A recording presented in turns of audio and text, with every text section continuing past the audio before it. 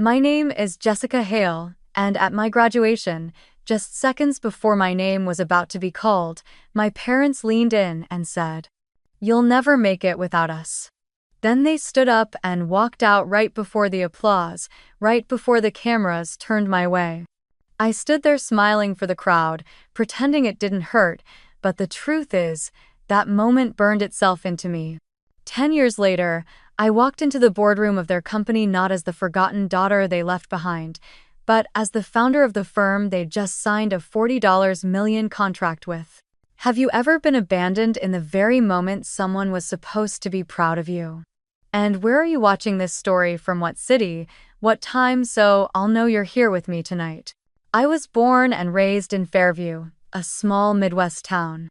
Fairview wasn't the kind of town you found on travel maps. It sat between endless fields of corn and grain silos that gleamed silver under the sunday. The people there lived by routine: the whistle from the feed mill at 6 a.m., the church bell at noon, and the smell of diesel mixed with fertilizer at dusk. My parents fit that rhythm perfectly. They ran Hale Agworks, a regional distributor for farm equipment and fertilizers. Everyone in town knew them, not for kindness, but for efficiency. My father, Robert, was the kind of man who measured worth in productivity reports, not feelings. My mother, Diane, carried the same principle into the home: sharp eyes, perfect posture, always rehearsing appearances for church luncheons or Chamber of Commerce dinners. And then there was Ava, my older sister, the golden child. Ava could do no wrong. She smiled at the right people, laughed at my father's tired jokes, and wore pearls to every school event. My parents saw in her the reflection of their success, a perfect heir to the Hale name. I was the extra seat at the table, the fifth chair no one planned for. Ours was a family of 4, but the table set was always for 3, with one folding chair added to the corner whenever I came down for dinner. That chair squeaked every time I moved, a reminder that I was never really part of the arrangement. My place was next to the pantry door, where the smell of motor oil from Dad's work clothes mixed with the faint sweetness of Mom's lemon polish. They'd sit under the chandelier, their plates always served first, talking about contracts, fuel prices, and who had just bought a new combine harvester. Ava's achievements filled every conversation. "Ava got another leadership certificate today," Mom would beam, slicing her roast beef neatly. "That girl's going places." Dad would nod, already calculating how her charm could someday help the business. Then his eyes would flick toward me, pausing just long enough to remember I was still there. "Jess, what are you doing wasting so much time reading those engineering books? You're not planning to fix tractors, are you?" The words carried more amusement than curiosity. When I tried to explain how a single redesign in a loading arm could improve fuel efficiency by 3%, he waved it off. "That's theory talk. Leave that to men who can lift something heavier than a pencil." At dinner, my voice always got lost somewhere between their sentences. I'd open my mouth, then close it when I saw Mom refill Ava's glass of sweet tea, but not mine. My sister would look at me with that effortless smile, the kind that said she wasn't cruel, just comfortable on her throne. "You know, Jess," she'd say, "not everything has to be so serious. Maybe if you smiled more, people would like you." 1. I learned early that in the Hale house, obedience was currency. The rule was simple. In this family, whoever follows directions gets invested in. Ava followed. I questioned. So when the time came for internships, scholarships, or even Dad's used car, the pattern stayed.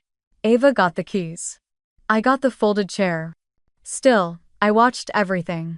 While they discussed shipping routes and quarterly budgets, I memorized their ledgers, traced the flow of inventory, the cost of storage, the timing of deliveries. I could see inefficiencies like cracks in a wall no one else noticed. At 16, I quietly adjusted the sequence of their supply orders, aligning them with fuel price drops. When the month ended, our savings ticked up by 8%. Dad thought it was coincidence. "Good quarter," he said at dinner, never looking at me. Ava giggled. "Maybe it's luck." That folding chair creaked under me as I leaned forward, wanting to speak, to tell them I'd done it. But before I could, Mom looked up, lips tight. "Jess, don't interrupt your sister." I sat back, the words dissolving like dust on my tongue. The house was large but cold, full of trophies, invoices, and the smell of ambition. My room was the smallest one, facing the alley where the delivery trucks parked. Some nights, when the engines idled, their rumble felt like company. I'd sit by the window, notebook open, sketching systems arrows, loops, flowcharts mapping out how shipments moved across counties. It wasn't rebellion. It was my way of understanding a world that refused to make room for me. Every Sunday, Mom would line us up for church. Dad in his crisp blue suit, Ava in pastels, and me, the shadow in a plain dress. People at church would say, "Your family's such a blessing, Diane." She'd smile and grip Ava's hand tighter, pretending she hadn't heard mine drag behind. It was always clear. Ava represented the company's future. I was just a spare part. When I once asked Dad if I could join the summer program at the local university, he didn't even look up from his newspaper. "College isn't a playground for hobbies," he said. "Learn the business first. Earn your keep, then we'll talk." At 16, I stopped asking for permission. I started saving tips from my diner job after school, coins hidden in a mason jar behind the vent. Every coin was a fragment of independence, a quiet rebellion against the hierarchy at that polished table. Still, there were nights when I wished for one kind word, one glance of recognition. Instead, I got silence. My mother's favorite saying echoed through the kitchen whenever I brought up grades or projects. "Don't overthink, Jess. Your book, smart, not life, smart. Stick to what's real." 1. What she didn't know was that real for me was numbers, systems, patterns, the logic of things that worked when people didn't. It started with the sound of engines. Every morning at 5, the Hale AgWorks trucks rolled out of the lot behind our house, one after another, the diesel coughing into the air like a heartbeat. Most kids woke up to alarm clocks. I woke up to delivery routes. From my window, I could tell which driver was running late by the rhythm of the gears shifting on the slope behind the barn. The trucks carried seed, fertilizer, and tools across 5 counties hundreds of miles every week, and every route was drawn by my father's hand on a yellow legal pad. He never changed them, even when prices rose, even when fields flooded. "We've done it this way for 20 years, he'd say. "If it ain't broke, don't fix it." But I could see it tiny breaks, invisible to him, like hairline cracks under glass. Numbers made sense in a way people didn't. I kept a notebook hidden under my bed, filled with grids and arrows. Each line represented a road, each symbol a warehouse, a customer, a rest stop. I drew fuel costs next to mile markers, sketched out which truck was closest to which client, how many hours each driver spent idling waiting for pickup. To anyone else, it was messy doodling. To me, it was a language. A pattern, a conversation that finally talked back. One night, while Dad and Ava watched the news about another fuel price surge, I traced his route schedule with a ruler. I realized the same truck was traveling 70 extra miles every Tuesday just because of an outdated drop order. It was looping back to the same area twice. A small mistake, but one that, multiplied over months, burned hundreds of gallons of diesel.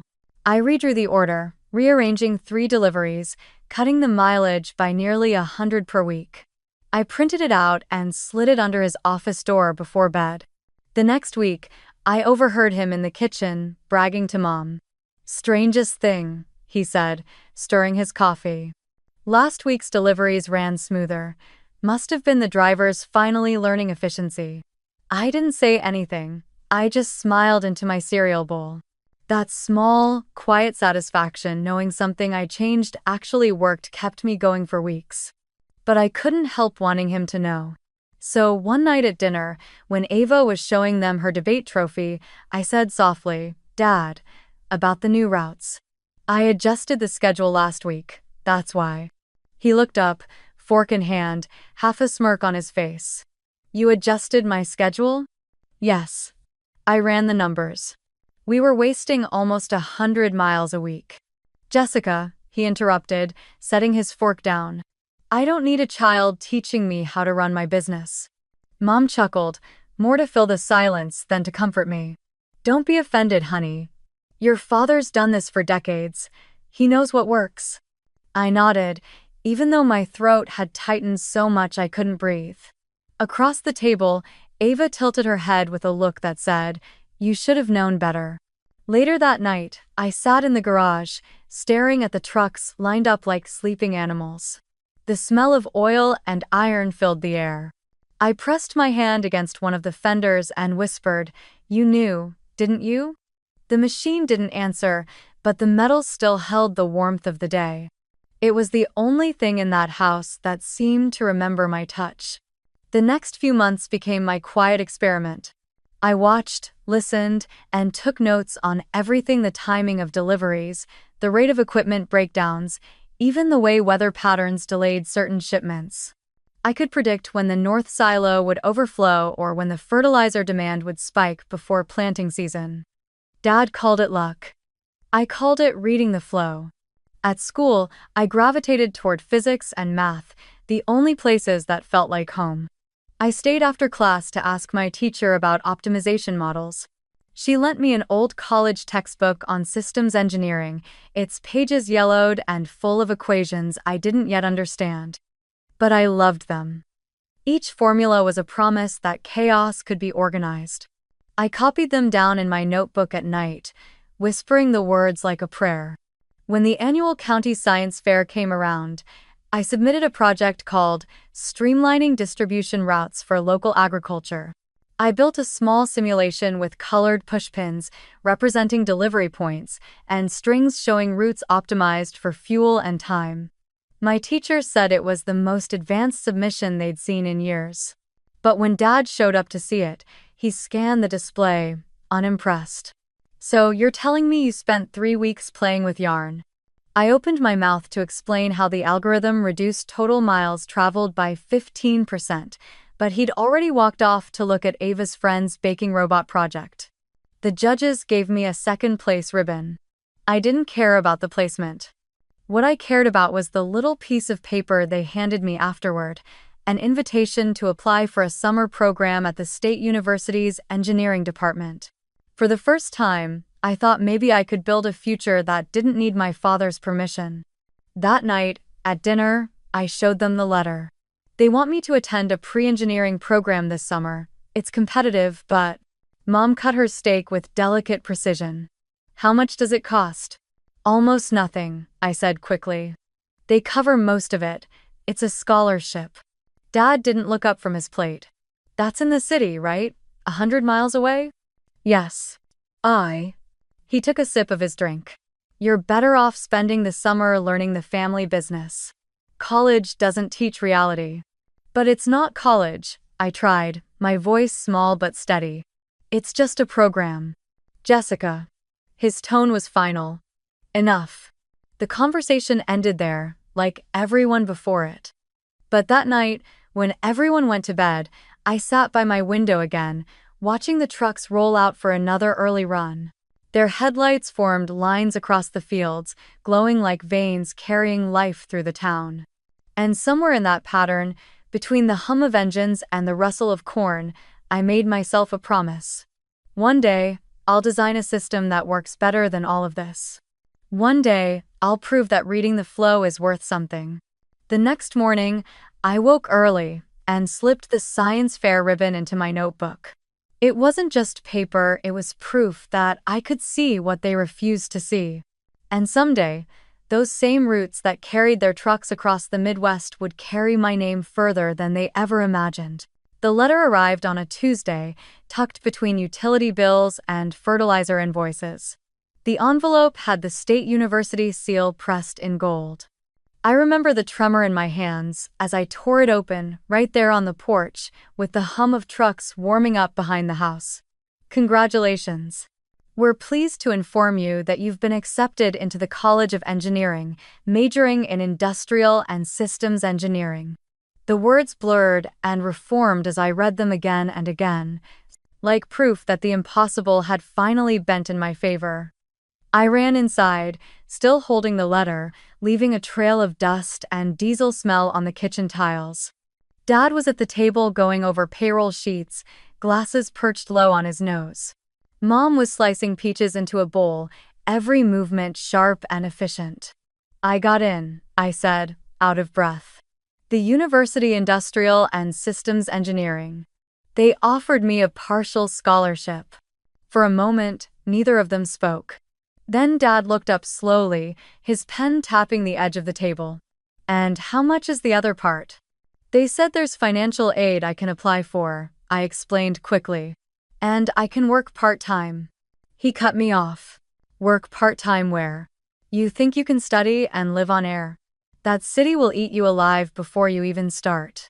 Mom placed the knife down carefully. Honey, it's not that we don't believe you can study, but we have a company here, a real opportunity. You could start as a bookkeeping apprentice this summer, learn how things actually work. I know how things work, I said before I could stop myself. That's why I want to study this. Industrial systems, it's literally what we do. Oh. Dad leaned back, crossed his arms. Don't get clever with me, Jessica. You think a few equations are going to teach you business. Everything you know came from watching this house run, from us. His words hit harder than I expected. I'm not saying I don't appreciate that, I said quietly. But I want to learn more. I want to do it properly. Mom sighed. Jess, be realistic. Not everyone's meant for that kind of thing. You're bright, yes, but bright doesn't mean prepared. You'd be alone out there. I already am. I whispered, but neither of them seemed to hear. The next morning, my car keys were missing from the hook. When I asked, Dad didn't look up from his coffee. You won't need it. I'm selling the Honda. Gas isn't free. I stood there frozen. That's my car. Grandpa gave it to me. He shrugged.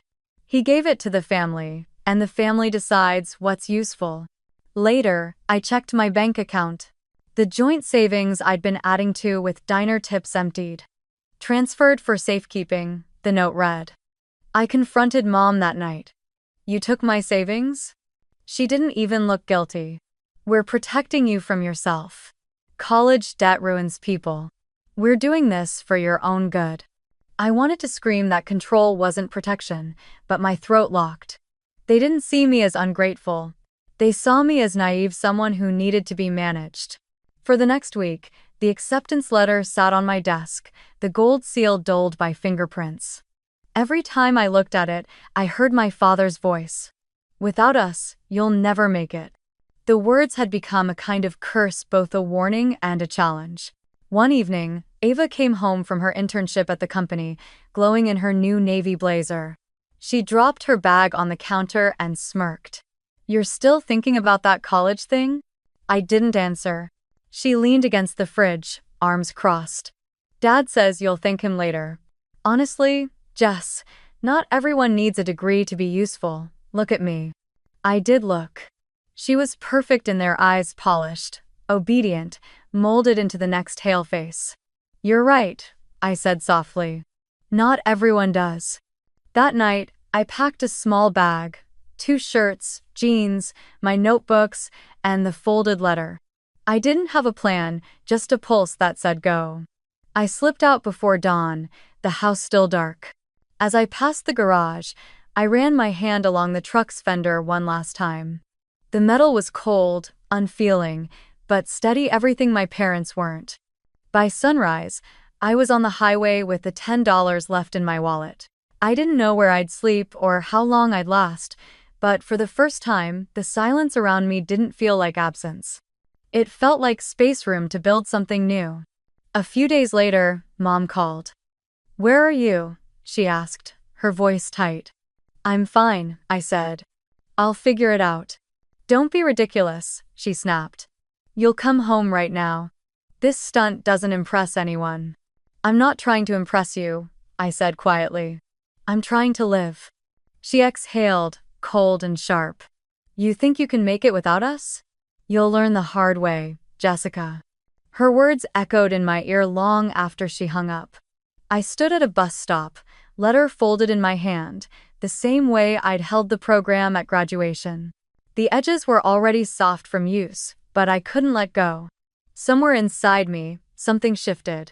The same stubbornness that once made them call me difficult now hardened into resolve. If they wanted to see me fail, I'd make sure they had to look up to do it. I found work at a roadside diner 2 towns over, bussing tables, then working the grill. Every night after my shift, I sat in the corner booth, reading borrowed textbooks and watching truckers fill up at the station across the street. I started learning their routes, their schedules, their habits. Patterns again, always patterns. It wasn't glamorous, but it was mine. I was living on 5 hours of sleep and diner coffee, but I was free. I no longer needed their money, their rules, their folded chairs. Weeks turned into months. I stopped expecting phone calls. The world outside Hale didn't know who Jessica Hale was, and maybe that was the point. I could build myself from the ground up without anyone naming me first. One evening, a truck driver noticed me scribbling in my notebook and asked what I was doing. "Just tracking deliveries," I said. He laughed. "You one of those planner types? Maybe you should run dispatch instead of wiping tables." The thought stuck. Maybe I should. That night, under the flickering diner lights, I looked at my acceptance letter one last time before tucking it inside my bag. I hadn't gone to the university, but somehow, I was already in class. Every late-night route, every fuel log, every overheard story from drivers was a lesson. The world had become my syllabus. My parents thought cutting me off would stop me. They didn't understand that what they took away wasn't what made me strong, it was what freed me. And though their voices still echoed in my head, I began to replace them with my own. They said I'd never make it without them. I decided that was exactly what I'd do. Graduation day smelled like cut grass and sunburnt metal bleachers. The stadium shimmered under June heat, and the air carried that restless mix of nerves and pride that only existed at endings. I remember standing in line behind Ava, her hair curled perfectly, my cap slightly crooked, my palms damp around the rolled program. The brass band played its rehearsed medley while the announcer called name after name, each one followed by cheers that rose like waves. Families whistled, clapped, shouted love from the stands. I searched for our row the Hale thinking maybe, just maybe, today would be different. They had been there at the start. I'd seen them when we marched in. Dad in his gray suit, arms crossed, Mom in her cream hat shielding her eyes from the glare. Ava seated between them, already checking her phone. When the ceremony began, I caught Dad's gaze once. He nodded, slow and distant, like acknowledging an employee who'd done a passable job. But it was enough to make me stand a little taller. Halfway through the ceremony, I turned again, expecting to find them. The row was empty. Their seats still indented from their weight sat beside a folded program with the Hale name printed neatly on it. For a moment, I thought they'd stepped away for water or shade, but they didn't return. I kept glancing back as the sun slid lower, my eyes straining over the crowd, searching for the familiar gray and cream. When the announcer reached the H's, my heart began to pound. "Hale," he called. There was a pause long enough for me to hope, and then he said the wrong first name. "Ava Hale," cheers exploded. I clapped too, because that's what we were supposed to do. She waved gracefully from her seat in the alumni section, the picture of everything right. Then, a few names later, he said it, Jessica Hale. I stepped forward, my gown brushing against my shoes, my chest tight. The silence behind me echoed louder than any applause. Somewhere a child was crying, somewhere a flag rustled, but in the space where my family should have been, there was nothing. Just 2 empty chairs and the abandoned program flapping in the wind. When I took the diploma from the principal's hand, I felt the weight of paper heavier than it should have been. My throat burned, but I smiled for the camera, the automatic kind of smile people wear when they're pretending not to bleed. After the ceremony, classmates huddled with their families for pictures.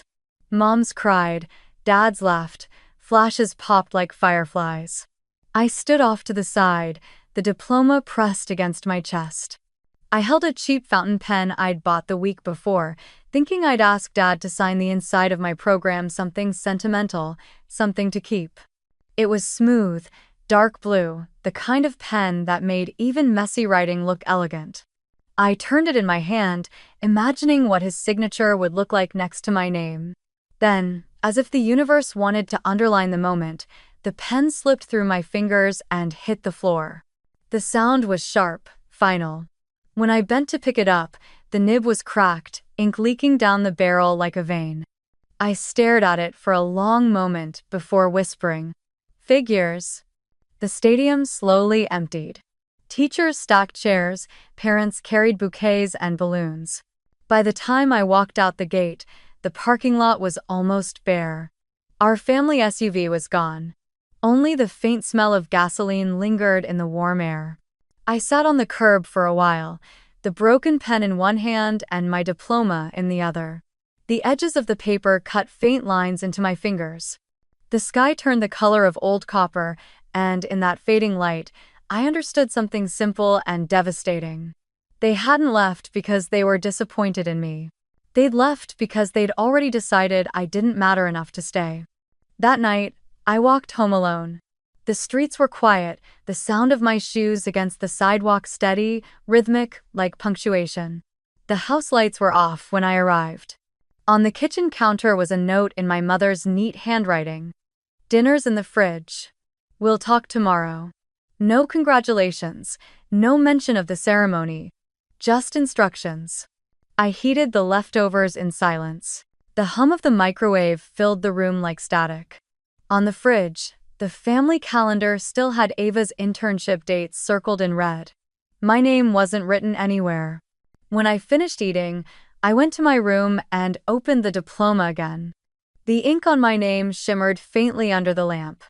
I slid the cracked pen beside it and watched a small pool of ink spread onto the paper. For a moment, I thought about cleaning it up, but then I stopped. The stain was honest. It was the truth made visible. That was the night I decided to leave. Not in anger, not even in rebellion, it was just acceptance. I realized I'd been waiting for permission my whole life to speak, to dream, to exist. And permission was never coming. Before I left my room, I tore a blank page from my notebook and wrote a single line. "I'm not leaving you. I'm just finally choosing me." I folded it and left it on the table beside the broken pen. When I stepped outside, the air was cool, heavy with the smell of rain. I looked back once through the window. The kitchen light flickered faintly, reflecting off the metal of that folding chair still tucked under the table. The same chair that had always reminded me I was extra, temporary. I didn't take much with me, just my notebook, my diploma, and a $10 bill I'd saved. The road stretched ahead, black and endless, lit only by the occasional flash of passing headlights. Somewhere behind me, the town kept sleeping, unaware that one of its invisible daughters had finally walked out of its shadow. I didn't just graduate from high school that day. I graduated from them. The bus rolled into the next town just after midnight, its headlights cutting through a fog so thick it looked alive. I stepped off with my backpack and my diploma, the air heavy with the smell of rain and diesel. The station was nothing more than a flickering neon sign above a vending machine. I had $10 left. No car, no plan, just an ache behind my ribs where home used to be. I followed the faint hum of a jukebox until I saw a 24-hour diner glowing like a match in the dark. The bell above the door jingled as I walked in. The place was nearly empty except for a trucker dozing in the corner and a woman wiping down the counter. She looked up, her dark hair tied in a bun streaked with silver, and gave me the kind of look people reserve for strays, half suspicion, half pity. "Kitchen's closing soon," she said. "I'm not here to eat," I murmured. "Do you need help? Anything washing dishes? Sweeping floors?" She studied me for a moment, then sighed. "You ever done kitchen work?" "No, ma'am. But I learned fast." Her eyes softened just a little. "Name's Alvarez. You can start by wiping those booths. Pays minimum." You quit, you don't get your check early. Understand? Yes, ma'am. That night, I cleaned tables until the smell of coffee and bleach blurred together. My fingers ached, but I didn't stop.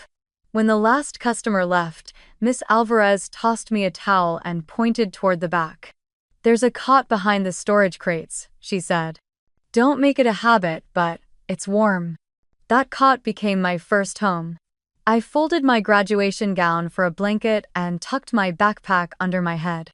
The hum of the refrigerator became my lullaby, steady and cold, but constant, something my life had never been. Days blurred into nights.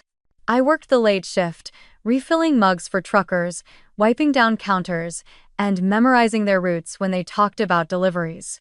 One of them, a tall man named Manny with weathered hands and kind eyes, noticed me scribbling in a small notebook between shifts. You keeping secrets or writing a novel? He teased. Neither, I said. Just notes about the routes you all talk about. The timings. The miles. The patterns. He chuckled. Patterns, huh? You sound like dispatch material. Oh, one. Dispatch? He grinned. Kid, that's the person who tells the drivers where to go, when to load, when to rest. They're the ones who make sure the wheels don't stop turning. It's half math, half magic.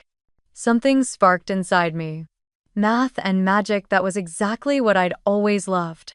A few weeks later, Manny came in on his usual route, dripping from the rain, and dropped a paper napkin on the counter. On it, he'd drawn a chart of delivery times and stops. Here, he said. You want to learn? Figure out which one's the dumb route. I spent my whole break analyzing it, tracing loops with my finger, adding up distances. This one, I said finally, circling a route that wasted 40 miles between two stops. He whistled. You're good, kid. Maybe too good for this diner. Miss Alvarez overheard and rolled her eyes. Don't put ideas in her head, Manny. I need my tables clean. But later, when I was scrubbing pans in the back, she said quietly, He's right, you know. You've got the look of someone meant for more than dishes. Her words stayed with me longer than she probably intended. A few months in, Manny told me about an old friend who ran a supply warehouse at the edge of town. Guy's always short on help, he said. Name's Lawson. Pays by the hour. Tell him I sent you. So I did. The warehouse smelled of rust, hay, and oil. Rows of tractors, tool parts, and seed bags towered above me like sleeping giants. Mr. Lawson was a thick-set man with kind wrinkles and a cigarette permanently hanging from his mouth. You can lift 50 pounds? He asked. Easily, I lied. He laughed and handed me gloves. Then you're hired. That was job number 2 days in the warehouse, nights in the diner. I lived on coffee, adrenaline, and a quiet desperation to prove I could last. The first week nearly broke me. My arms burned from hauling boxes, my feet blistered, my hands calloused over. But every time I heard the beep of the forklift backing up, the metallic ding of the loading dock elevator, something about that sound felt familiar, mechanical yet alive, like the hum of progress. I began timing shipments, learning which suppliers were always late, how certain weather patterns slowed down the deliveries. The same patterns I'd once seen in my father's routes were here, too, hiding in plain sight. Manny stopped by sometimes between hauls, dropping off lunch or explaining how to read the dispatcher's board. See those colors? He said one day, pointing at the schedule pinned to the wall. Green means loaded, yellow means waiting, red means stuck. A good dispatcher sees the red before it happens. I wrote that down in my notebook. See the red before it happens. It sounded like something sacred. Between shifts, I discovered the public library, a quiet, air-conditioned miracle where no one cared who I was. I borrowed every book I could find on logistics, operations, research, and computer basics. The librarian, a gentle woman with wide glasses, would smile each time I carried out another armful. You're studying for something big, she said once. Maybe, I answered. I'm trying to learn how systems move. I'm anyway. At night, after my diner shift, I'd use the library Wi-Fi from the parking lot, my old laptop balanced on the steering wheel of a borrowed delivery van. I found free online courses. Introduction to Supply Chain Management, Excel for Beginners, Python for Logistics Automation. The words looked impossible at first, but I treated each lesson like a recipe: follow the steps, make mistakes, clean the mess, start again. Miss Alvarez noticed my exhaustion one morning when I nearly dropped a tray of mugs. "You can't keep burning both ends, kid," she said, refilling the coffee pot. "I have to," I replied softly. "I'm building something." She didn't press further. Instead, she packed me a sandwich and said, "At least eat while you're changing the world." That became our rhythm, me learning in silence, her watching quietly, both of us pretending not to care too much. By winter, the warehouse trusted me enough to manage shipments alone. Mr. Lawson started calling me the map girl. When trucks fell behind, I'd rearrange their stops, call ahead to clients, and somehow keep everything flowing. "You've got an engineer's brain," he said one evening, handing me a thermos of coffee. "Why the hell aren't you in college?" I smiled faintly. "Because some people decided I didn't need to be." He didn't ask who, he just nodded. Their loss. 1.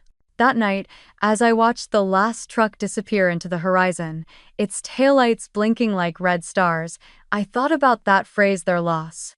Maybe it was. The months passed, and I started to feel something new: belonging. Not the fragile kind that depended on approval, but the quiet kind that grows from shared exhaustion and respect.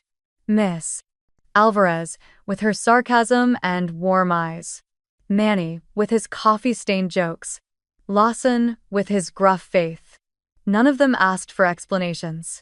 They just let me exist. The ding of the freight elevator became my morning alarm. The hiss of the coffee pot was my anthem. And the steady rhythm of truck doors slamming shut, that was music. It was the sound of life moving forward, one delivery, 1 mile, 1 breath at a time. I still had the cracked pen and the diploma in my backpack. Every once in a while, I'd unfold them, run my fingers over the ink, and remind myself why I was here. Survival wasn't a phase. It was an education. And though I didn't know it yet, the same girl sleeping behind the diner crates was quietly building the foundation of something far bigger. Because every spreadsheet I studied, every route I memorized, every late-night ding in that warehouse was teaching me how the world moved. And one day, I'd be the one designing how it moved. It started with a spreadsheet. Nothing fancy, just a few columns, some conditional formatting, and a dream. After months juggling shifts at the diner and warehouse, I'd memorized more delivery routes than most dispatchers ever did. I knew which roads flooded after heavy rain, which farm gates were locked after dusk, and which drivers liked to take the scenic route that always cost us extra fuel. Every wasted mile scratched at me like an unsolved equation. So one night, after closing the diner, I sat on the back booth with my secondhand laptop, a half-empty coffee, and a stubborn idea. What if I could make something that saw the patterns I saw, something that could plan routes better, faster, without guesswork? I opened Excel and began typing.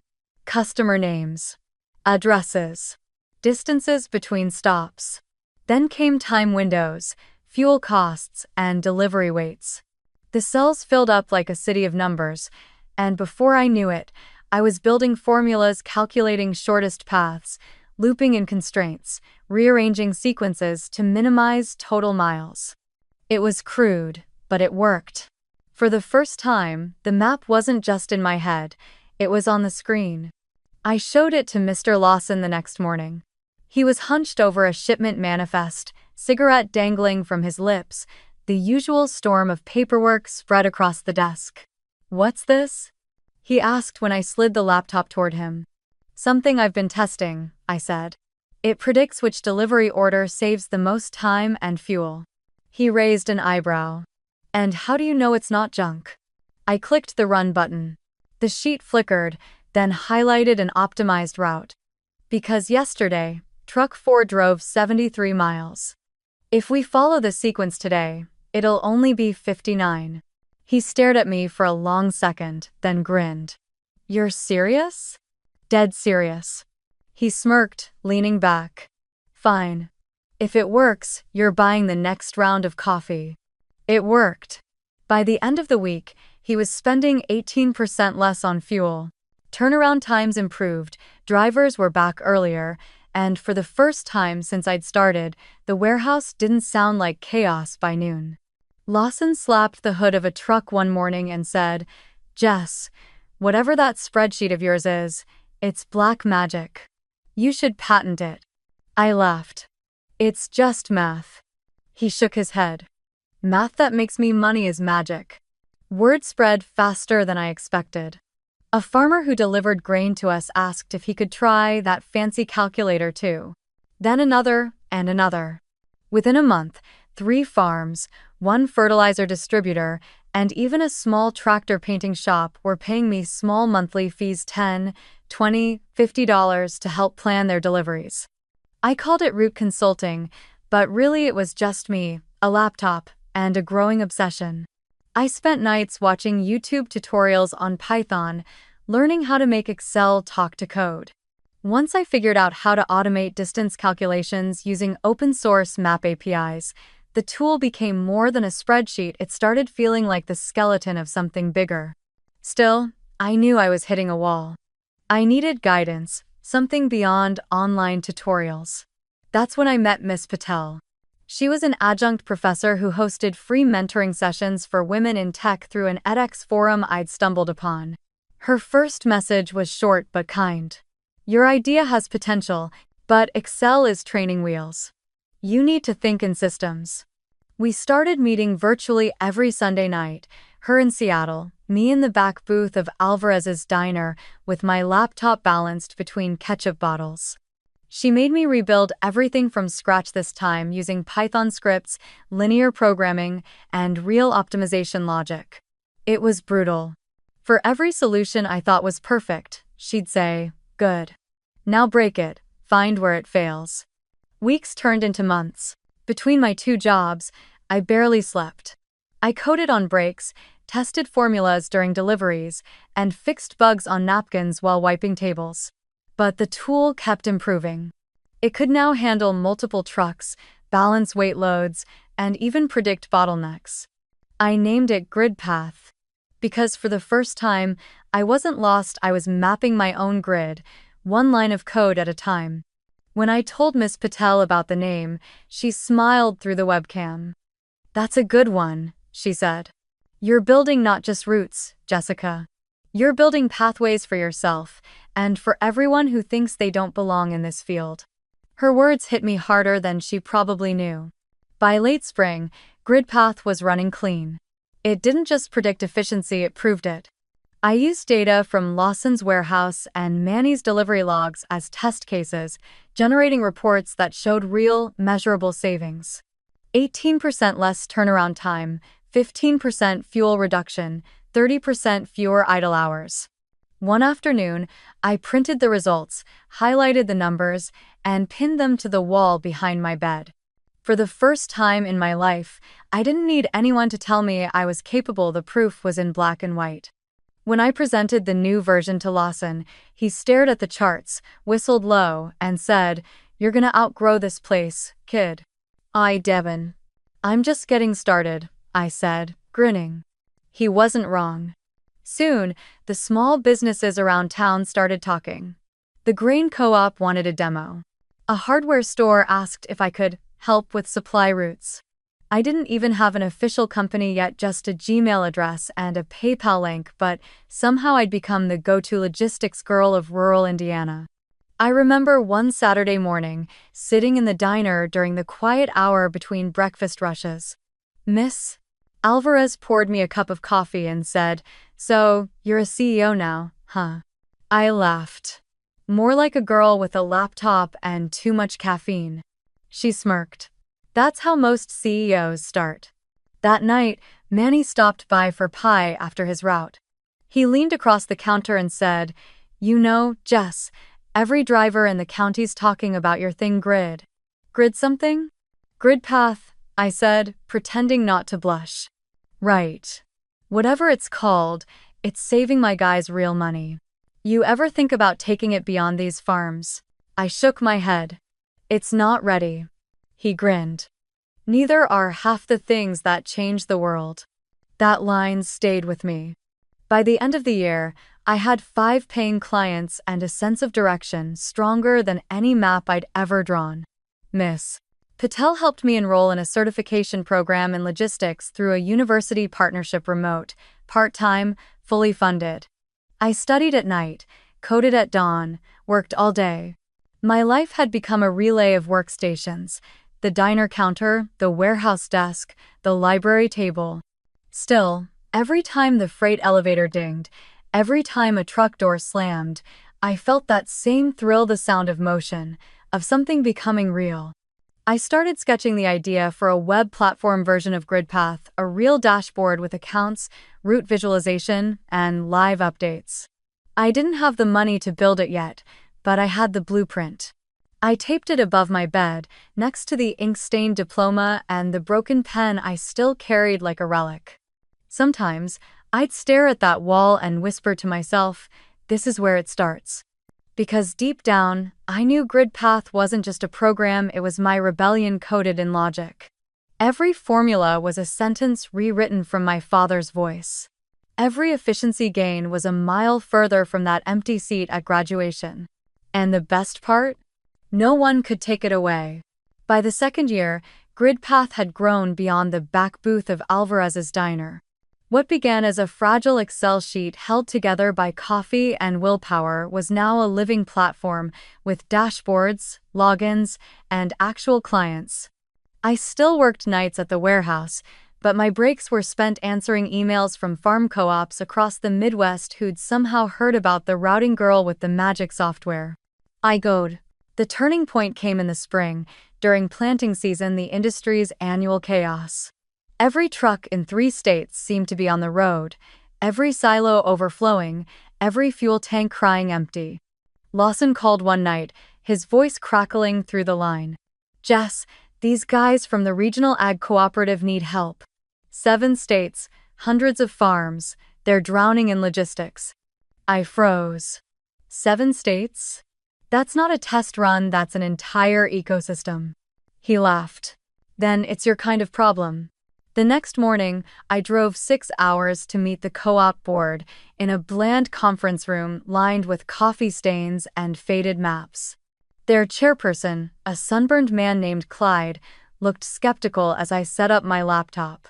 We've heard you've got some sort of scheduling system, he said. We've tried those before, they never fit how we work. I smiled. That's because most systems start with software. I start with people. It wasn't charm, it was truth. I'd spent years listening to truckers, warehouse hands, and dispatchers. I understood how they thought, where the real friction lived. So, instead of a slideshow, I opened GridPath and pulled live data from their own delivery logs. Within minutes, I showed them how to reroute 54 trucks and save 600 miles in a single day. The room went silent. Then Clyde leaned back and muttered, well, I'll be damned. Whoa. 2 weeks later, we signed the contract, $120,000 per year, renewable, with expansion options. My hands shook as I held the pen. For once, the ink didn't spill. That deal changed everything. Suddenly, GridPath wasn't just a clever side project, it was a company. I registered it officially, rented a tiny co-working office near the highway ring, and hired my first team. 2 developers I met through Miss Patel's online network, a part-time customer service rep from the diner, and Manny, my first and most loyal believer, as dispatch lead. He walked into the office on our first day wearing a faded trucker cap and a grin that could light up the place. Boss, he said, looking around the bare room. You're missing a coffee machine. I'm missing everything, I laughed. But we'll start there. Those early months were electric. The 5 of us worked 14-hour days, surviving on instant noodles and purpose. The office smelled of burnt coffee and cheap whiteboard markers. We mapped out supply routes like battle plans, each line drawn across the Midwest, meaning another client served, another week survived. During the spring rush, the planting storm, we called it, we managed the co-op's entire distribution. Before GridPath, their drivers had waited up to 6 hours at silos just to unload. By the end of that season, we'd cut waiting time by a third. Trucks were turning faster, fuel costs plummeted, and for the first time in decades, farmers weren't losing sleep over late deliveries. One evening, Clyde called me, his voice breaking with laughter. "Kid, you saved us a small fortune." My guys say it's like watching chaos turn into choreography. A week later, a local business paper ran an article titled, "From Empty Seat to Full Map, Local Engineer Revolutionizes Farm Logistics." I remember reading that headline at my desk, staring at the words empty seat. It hit me harder than I expected. They didn't know what it meant to me, that the empty seat wasn't just a metaphor, it was a memory. That night, when everyone had gone home, I drove back to my apartment and dug out the old graduation program, the one with the folded edge next to my unread name. The paper was yellowed now, fragile like old skin. I smoothed it gently, framed it, and hung it on the wall above my desk. It wasn't revenge, it was reclamation. That empty seat had become a full map. The silence they'd left me in had become the architecture of something unstoppable.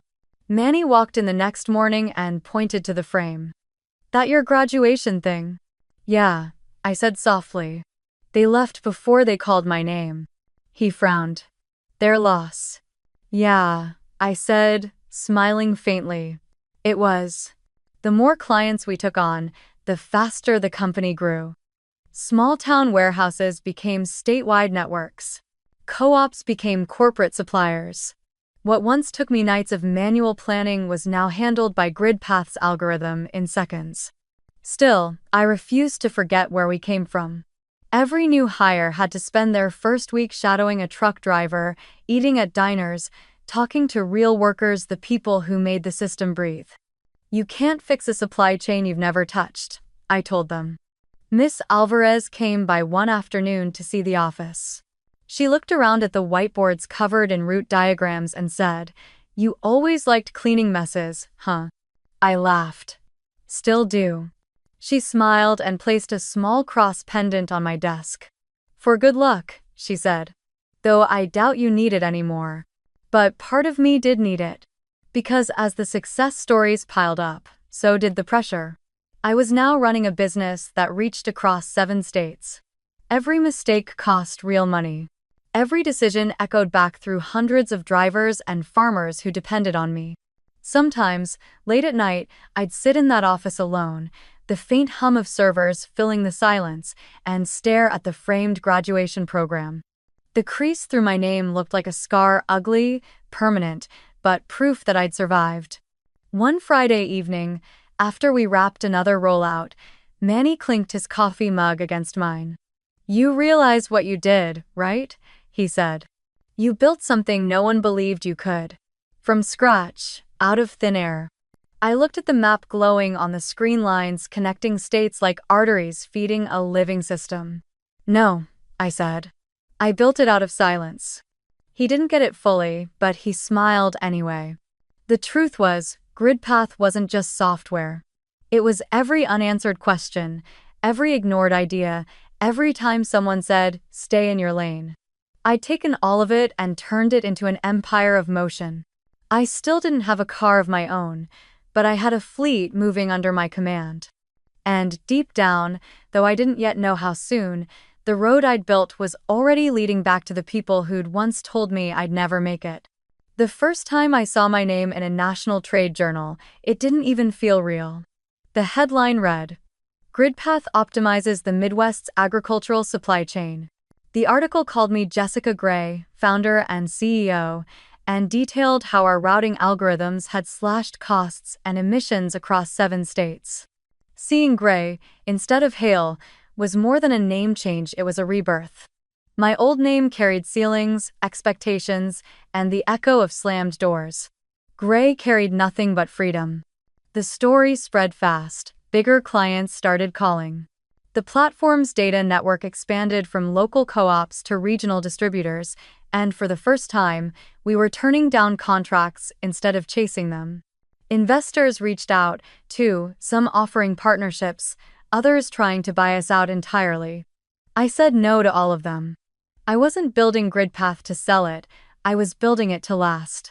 Then one afternoon, an email came through from an unfamiliar domain, haleegg.com. For a moment, I thought it was spam. But the subject line stopped me cold. Request for logistics consultation, urgent. My heart kicked once, hard. Hale AgWorks. My parents' company. The one I'd left behind a decade ago. I clicked it open, my pulse thrumming in my ears. The message was professional, almost sterile. Dear Miss Gray, we are seeking immediate consultation regarding route optimization and inventory management. Our current logistics network has encountered critical inefficiencies, resulting in significant product loss and client attrition. We were referred to your firm through the Midwest Co-op Association. If possible, we would appreciate a discreet preliminary demo at your earliest convenience. They had no idea. Hale AgWorks, once the family empire that had dismissed my ideas, mocked my ambitions, and told me I'd never make it without them, was now unknowingly reaching out to me for help. I stared at the screen for a long time. My reflection hovered faintly in the glass, older now, sharper around the edges. A decade of distance, pain, and rebuilding, all leading back to this moment. When I finally looked up, Manny was standing at the door with 2 coffees. You look like you just saw a ghost, he said. I turned the screen toward him. Close, I murmured. It's my past. He leaned over to read. Hale AgWorks? Wait, isn't that? Yeah. He whistled low. So what now? You gonna ghost them or give them a taste of their own medicine? I took the coffee and stared out the window, where trucks rolled like clockwork along the highway. Neither, I said quietly. I'm going to give them a chance to survive. Seriously? After everything they did? This isn't about them. It's about what I've built. GridPath doesn't exist to get even. It exists to fix broken systems, even the ones that broke me. Manny didn't say anything for a while. Then he nodded slowly. Then let's make it count. We set up a meeting anonymous, through a consulting intermediary. They thought they were negotiating with Gray Consulting Network, a neutral logistics firm that represented GridPath's regional expansion arm. I watched the correspondence unfold with an eerie detachment, like reading a story written about someone else's life. From the attached reports, it was clear Hale AgWorks was in deep trouble. Years of outdated infrastructure, bloated routes, and high-interest loans had left them suffocating. They'd recently lost their largest retail partner, and with harvest season approaching, they were bleeding cash by the hour. The irony was brutal. The very inefficiencies I'd once begged my father to let me fix had finally come back to destroy them. When the intermediary called for a formal proposal, I prepared one myself.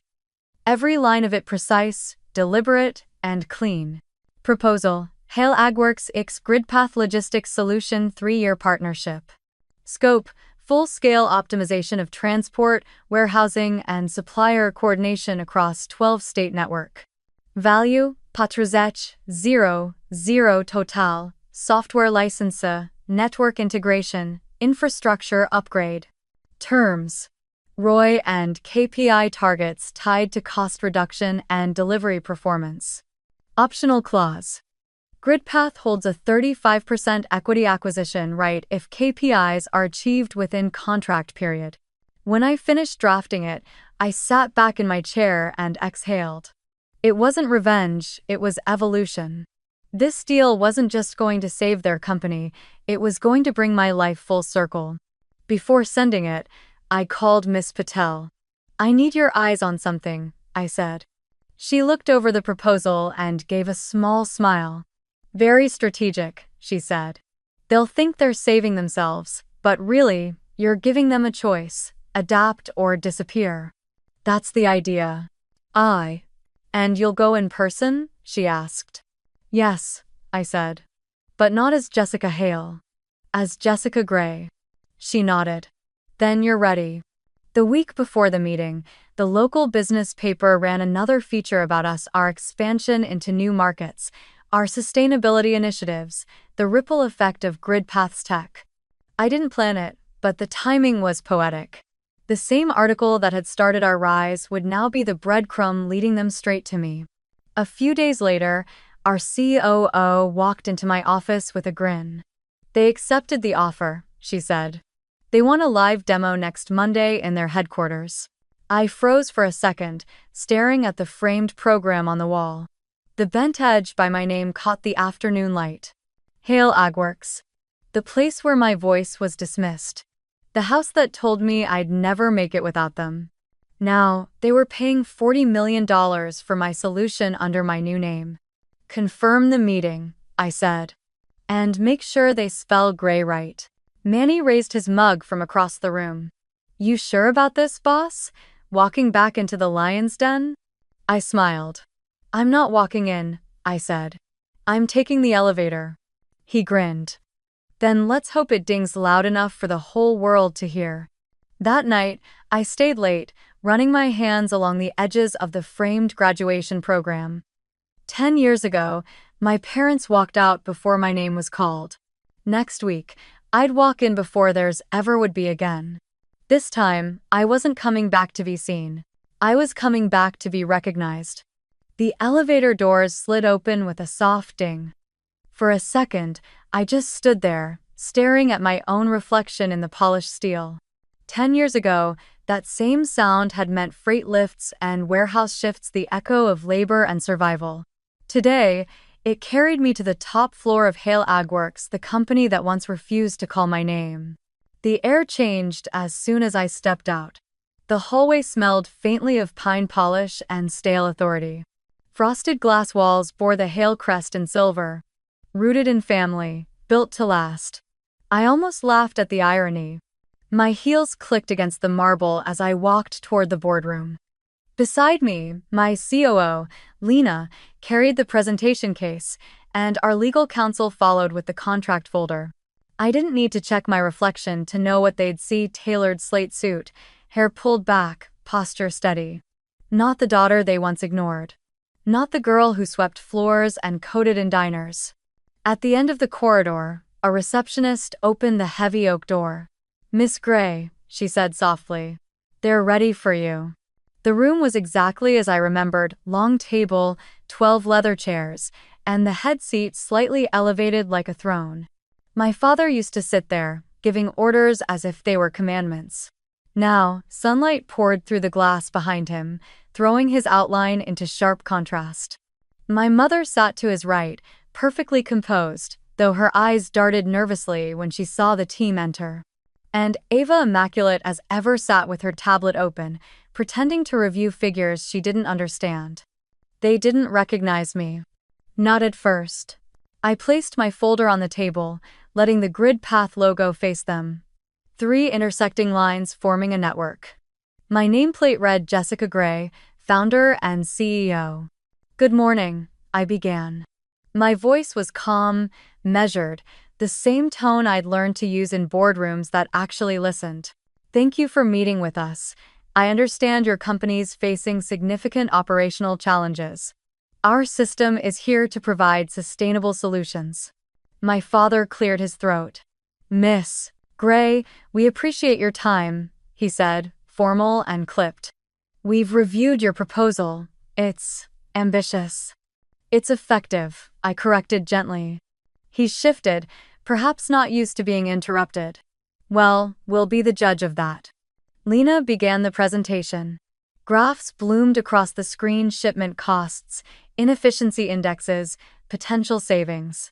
Each data point was a quiet reminder of everything I'd once seen and been told to ignore.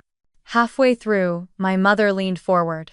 Forgive me, she said, squinting at the slide. Have we met before, Miss Gray? You look familiar. I smiled politely. Perhaps in passing, I said. I've worked in your region for several years.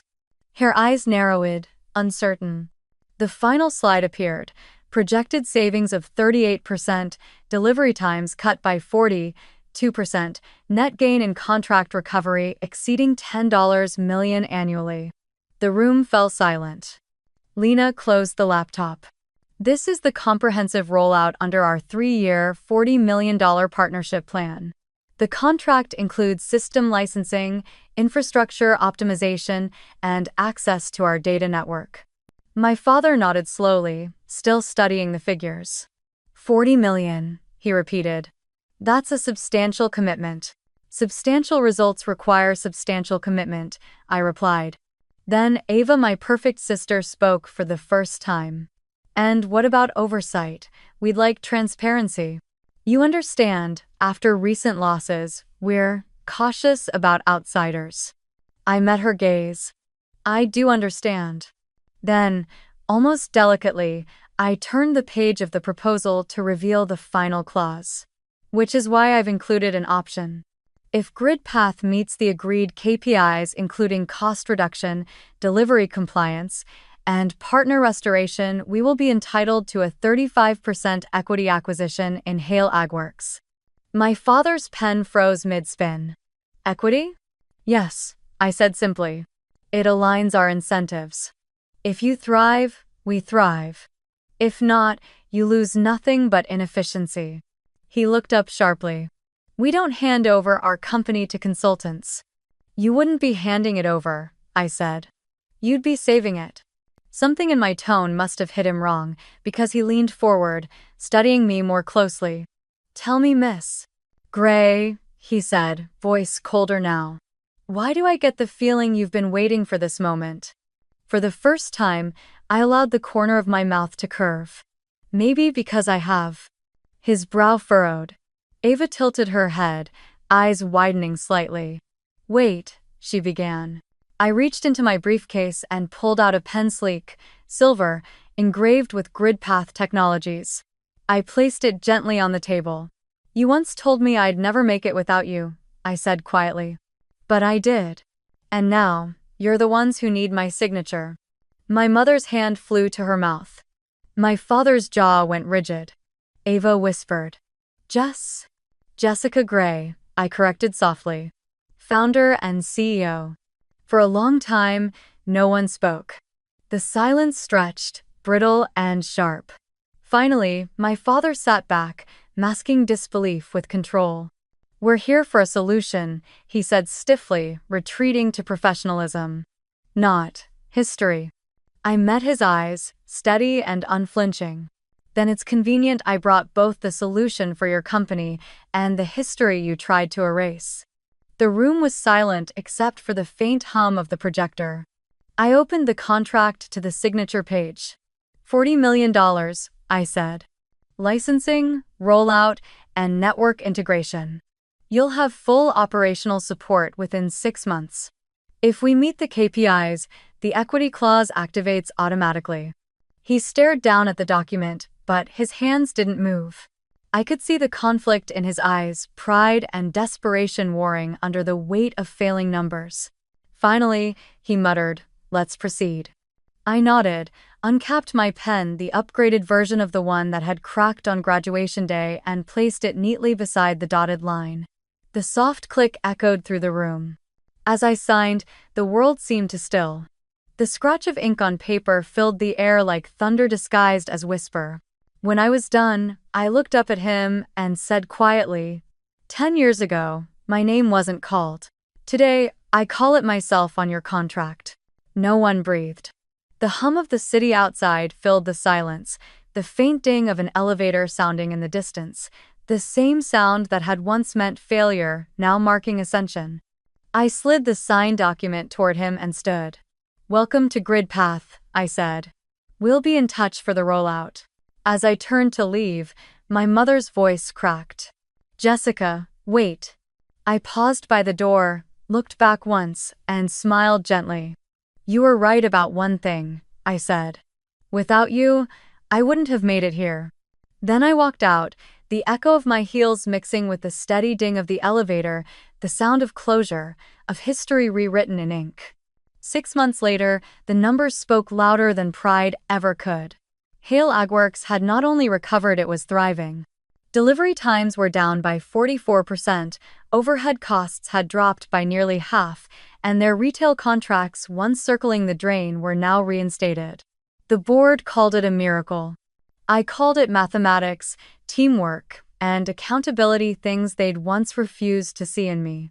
GridPath had hit every KPI in the contract, which meant our clause triggered automatically. The company accountants confirmed it. GridPath was now entitled to acquire 35% equity in Hale Agworks. A third of the family empire earned not through inheritance, but through results. I didn't celebrate. I just stared at the email, then closed my laptop quietly. A week later, I met with my team in the same glass-walled office where it all began. "We did it," Lena said, grinning. "It's official, you own a piece of your past now." I nodded. "Not own," I corrected softly. "Redefine." Our next move wasn't expansion, it was redistribution. I restructured Hale's labor contracts, reinstated fair wages, and created the Driver and Warehouse Welfare Fund, channeling 10% of our joint profits into better healthcare and education programs for logistics workers. Manny oversaw the rollout. "You're turning dispatch into destiny," he joked, but his voice trembled a little when he said it. Even the local paper noticed. The new headline read, "From empty seat to full circle, GridPath founder rebuilds the family business from within." I didn't give interviews. I didn't need to. The work was enough. But there was one thing left unfinished. Late one evening, after everyone had gone home, I found myself standing again in the top-floor boardroom, the same place where my father had once dismissed me with a single sentence. The city lights spilled across the glass, painting reflections of highways and cranes, the arteries of everything I'd built. The room was silent now. The chair at the head of the table sat empty. I walked toward it, carrying two frames in my hands. The first held the graduation program from that forgotten day, still creased where my name had gone unread. The second held the $40 million contract, the ink now dry and faded slightly under glass. Two pieces of paper, one where my name had been ignored, one where I wrote it myself. I placed them side by side on the shelf behind the chair. For the first time, they belonged in the same room. I stood there for a long while, breathing in the quiet. Then, almost as if summoned by that silence, I heard the door open behind me. "Jessica?" It was my mother. Her voice was softer than I remembered, smaller, almost hesitant. She stepped inside, hands clasped together. Time had drawn new lines across her face, but her eyes still carried the same careful caution, the kind people wear when they're not sure they're welcome. "I didn't think you'd still be here," she said. "Just finishing up," I replied. She looked around the room, the monitors, the charts, the hum of the servers beneath the floor. "The company. It feels different now," she said quietly. "People talk about you in the halls. They say you listen." I said nothing. Then she swallowed, her voice trembling. "You did it. You really did." It wasn't a grand apology. It wasn't even close, but it was the first time she'd ever said something that resembled belief. I turned to her and smiled, not with triumph, but with calm. "Not despite you and Dad," I said. "Because I learned to stand without anyone holding the other end." She looked down, tears catching in the light. "We thought we were protecting you," she whispered. "But we were really just afraid you'd outgrow us." I didn't respond. Some silences are meant to hold space, not fill it. Finally, I said, "There's coffee downstairs if you'd like. The drivers take their breaks there now, it's open to everyone." She nodded, eyes wet, and quietly left the room. When the door closed, I turned back toward the window. Outside, trucks moved like veins of light along the interstate, carrying harvests, materials, futures. The same motion I'd once studied as a waitress, the same rhythm that built GridPath, now pulsed through a company that used to shut me out. The chair behind me, the empty seat, wasn't empty anymore.